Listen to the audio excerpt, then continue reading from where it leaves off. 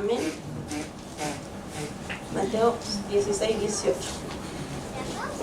Amén. Lo podemos poner de pie para darle lectura.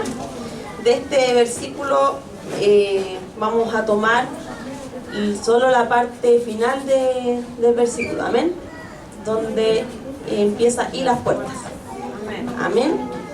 Y lo leemos en el nombre de Jesús. Amén. Amén. Y las puertas del Hades no prevalecerán contra ellas. Amén. Amén. Amén. Vamos a hacer una oración. Amén. Mi pastora puede estar orando ya que... Padre, te damos gracias, Señor, porque una vez, Señor, necesitamos que tú alimentes nuestro espíritu, oh Dios.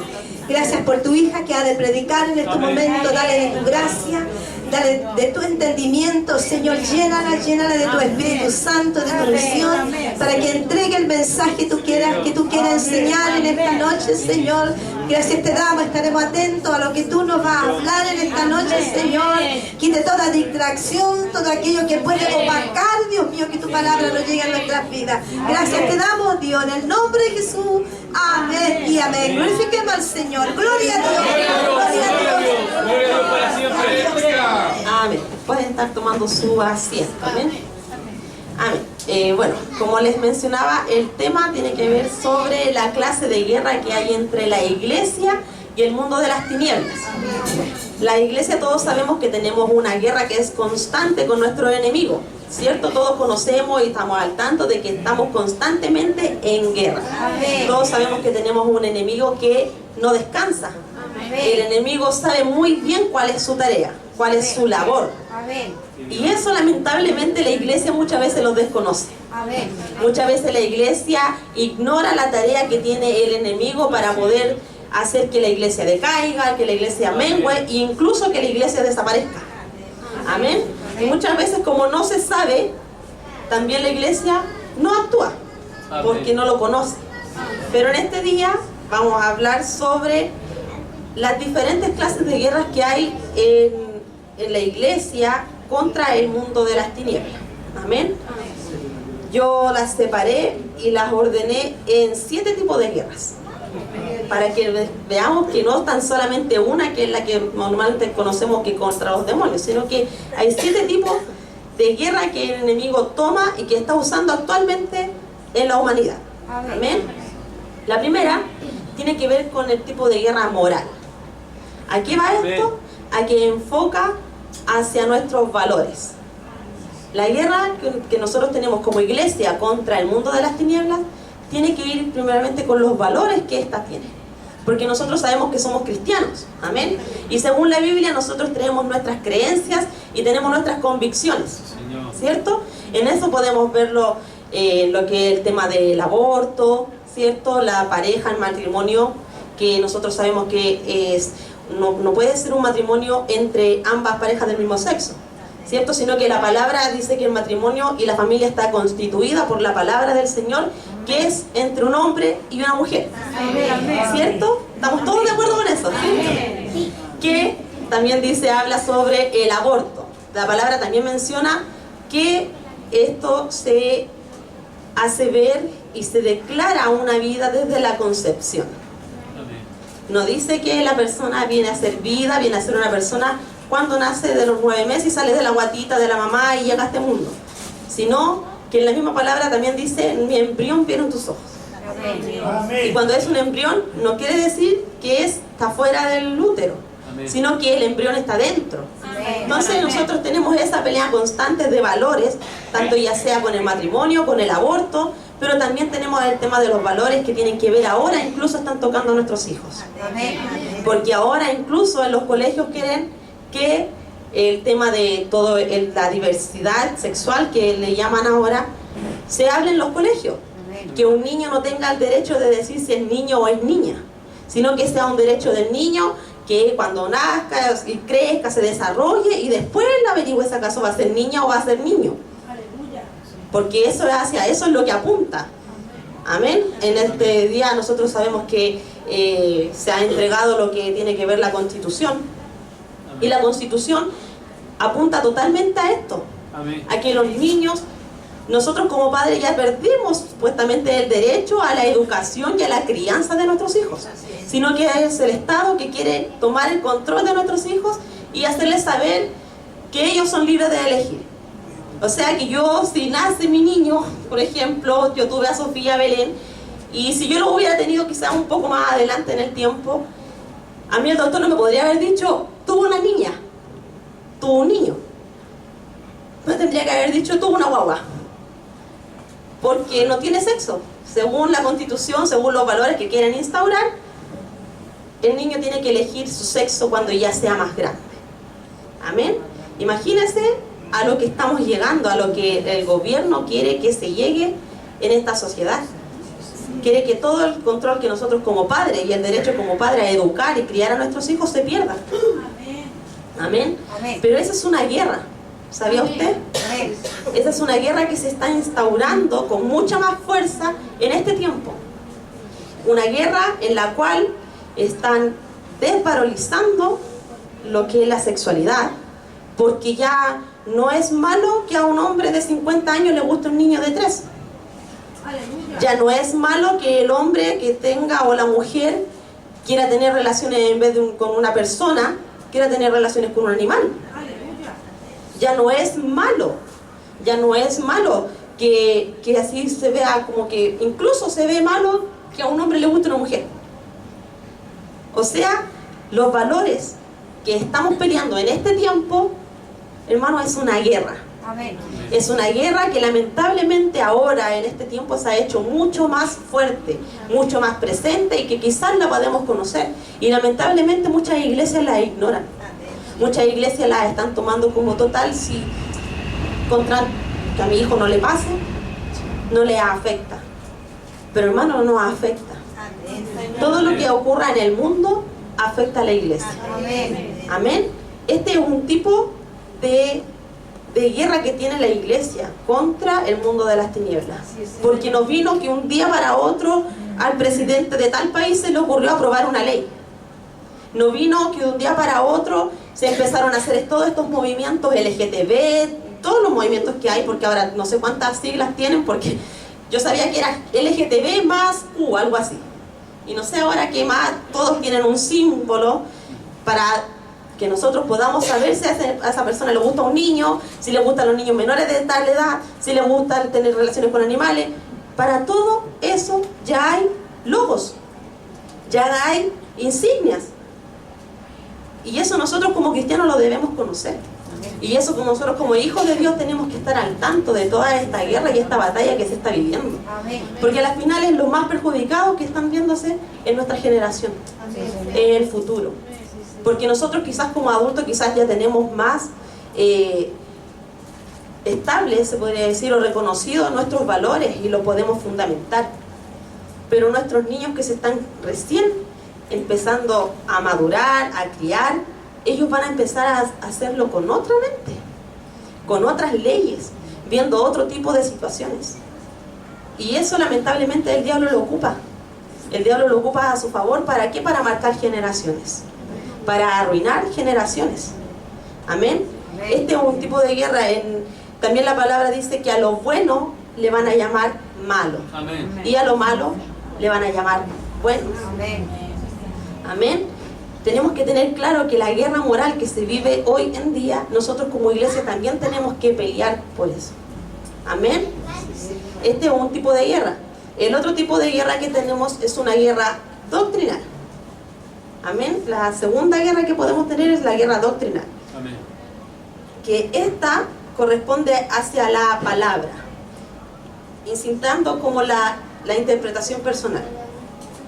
O sea, yo leo la palabra y puedo leerme toda la Biblia, pero yo la voy a interpretar como yo creo, como a mí me parece, como a mí me acomoda interpretar la Biblia.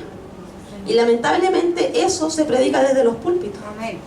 Lamentablemente el tema de el no querer estudiar, el no querer escudriñar más allá de la Escritura, eso también es una guerra que el enemigo ha instaurado también en la iglesia.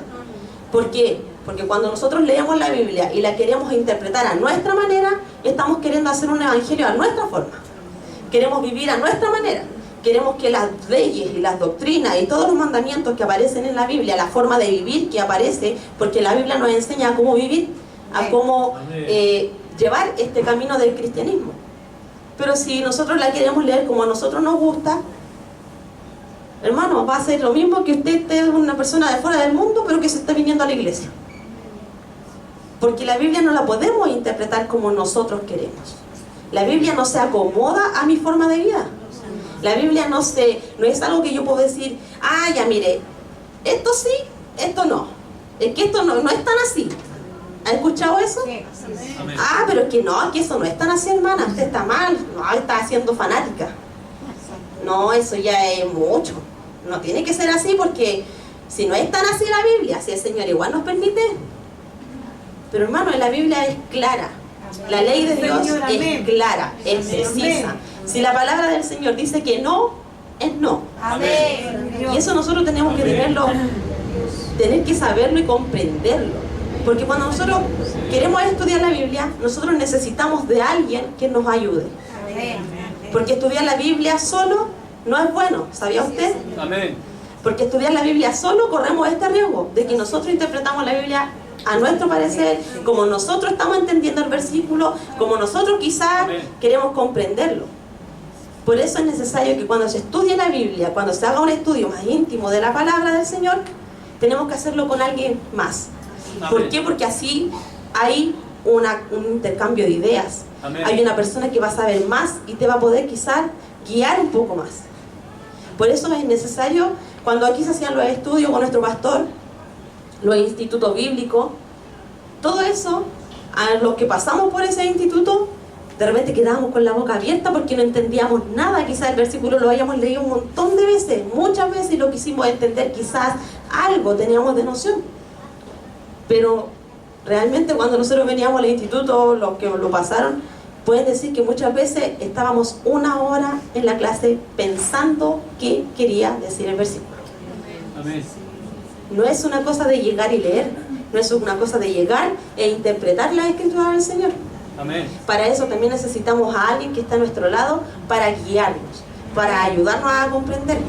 Amén. Nunca es bueno estudiar la Biblia solo. Amén. Nunca. Sí la puede leer en su casa. Obviamente la tenemos que leer para conocer más o menos lo que dice la palabra, pero cuando queremos estudiarla necesitamos hacerlo con alguien. Amén. Y esta también lo ocupa el Señor. Es una guerra porque si a usted, como le decía, usted quiere interpretar la Biblia como usted quiera, el diablo no se preocupa. Porque total usted vive como usted quiere. Y muchas veces nuestra forma de vivir no es la correcta. Muchas veces la interpretación de la palabra no es la correcta. Entonces el enemigo, ¿qué hace? Le puso el bichito, usted cayó. Ahora usted estudia la Biblia como usted quiere. Entonces el enemigo no se preocupa de usted porque usted vive como usted quiere. Es prácticamente un control pasivo. Que usted no se da cuenta. Y pensamos que estamos súper bien porque venimos a la iglesia, porque estudiamos, porque cantamos, porque levantamos las manos y podemos adorar a Dios. Pero el enemigo se puede reír de nosotros porque dice, y lo está haciendo. Y no sabe lo que tiene en la mano. Amén. Amén. Esto, la guerra doctrinal, es otra guerra que nosotros como cristianos tenemos. Amén. Tenemos que tener claro que toda doctrina que se aleja, que aleja a Cristo del centro, es una mala doctrina. Amén. Todo conocimiento que nosotros creamos tener y que aleje a Cristo de ese conocimiento está mal, está equivocado. Amén. Nosotros sabemos que la Biblia, y nosotros somos una iglesia cristocéntrica. Por tanto, todo lo que nosotros creemos tiene que estar relacionado a la Biblia y según lo que Cristo nos ordenó y nos está enseñando. Si eso se aparta, si nuestras creencias, nuestros conocimientos y lo que nosotros creemos entender de la palabra se aparta de esto, se aparta de Cristo, está mal. Ahí nosotros nos podemos dar cuenta de que muchas veces sí estamos equivocándonos hacia la interpretación de la palabra. Amén. Amén. La tercera guerra que pude buscar es la guerra en la esfera del gobierno político. Aunque usted no lo crea, todo lo que pasa a nivel político también afecta a la iglesia. Aunque usted no lo crea, aunque usted crea que el gobierno el gobierno tiene que ver con lo humano, con lo terrenal, con esto. No, hermano. Dice la palabra que toda autoridad es puesta por Dios. Amén. Toda. Se refiere a tanto en la iglesia como en el mundo. A nosotros no nos gusta quizás el presidente que puede estar de turno, pero él fue puesto porque Dios lo permitió. Amén. Amén. Pero ahí el tema de la guerra esta política, de la esfera política, tiene que ver con el tema de las leyes que se aprueban. Como yo les mencionaba primero, la guerra moral. Si usted se dio cuenta, esta guerra moral empezó primero porque se veían las personas homosexuales besándose en la calle. Quizás no había ninguna ley que amparara esto. Quizás usted podía ver una pareja y usted quizás lo miraba y dice, bueno, no me afecta. Pero hermano, fíjese usted que nos va a afectar porque ya se aprobó el matrimonio igualitario. Las iglesias ya tenían que estar casando parejas del mismo sexo.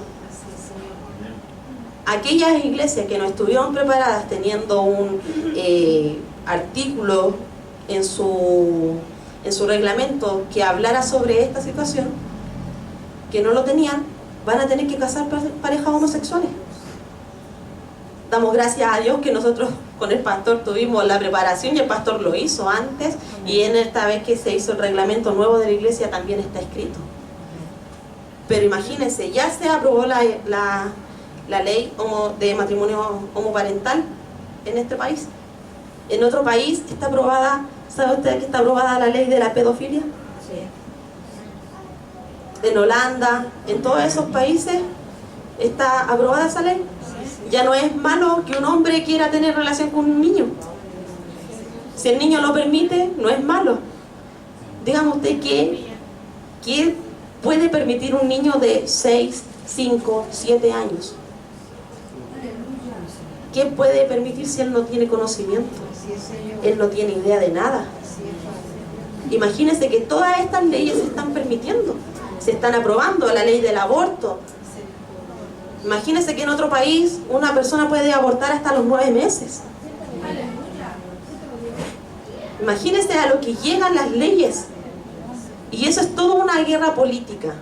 Eso es todo lo que el enemigo tanto se mete, que ya son leyes. Que ahora la ley de la discriminación, que obviamente yo no estoy de acuerdo con que porque una persona sea gay le tengan que golpear.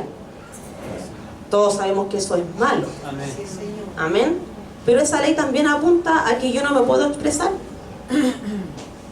A que yo no le puedo decir a una persona que yo no estoy de acuerdo a cómo él vive, porque si él lo toma de mala manera, lo estoy discriminando. Pero imagínense que todas esas leyes y todo lo que se está aprobando en este día a nivel mundial, no tan solo en nuestro país, tiene que ver con la iglesia. Amén. Imagínense que si nosotros no hubiéramos estado preparados con el tema de los artículos en nuestra constitución, iba a decir, en nuestros reglamentos, nosotros tendríamos que haber aceptado que si viniera una pareja homosexual la tuviéramos que haber casado. Pero eso afecta a la iglesia. Todas estas leyes que se están aprobando afectan directamente a la iglesia. Amén. Y esto son leyes que son anticristianas, son antivalóricas. Amén, porque como lo decía, nosotros creemos en la vida desde la concepción. Nosotros creemos que un matrimonio es entre un hombre y una mujer. Sabemos que los niños son inocentes. Entonces, todas estas leyes que se están aprobando tienen que ver con los valores cristianos. Tienen que ver con que la iglesia sea parada. Amén. Las leyes en este día le cierran la puerta a la iglesia. Si usted se da cuenta, cada vez es más difícil que se aprueben leyes que no tengan que ver con la moral. Amén. Y eso también es una guerra que el enemigo también planeó, y la planeó muy bien.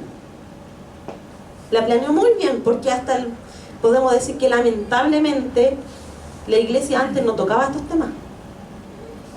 En la iglesia antes no se hablaba de nada de esto.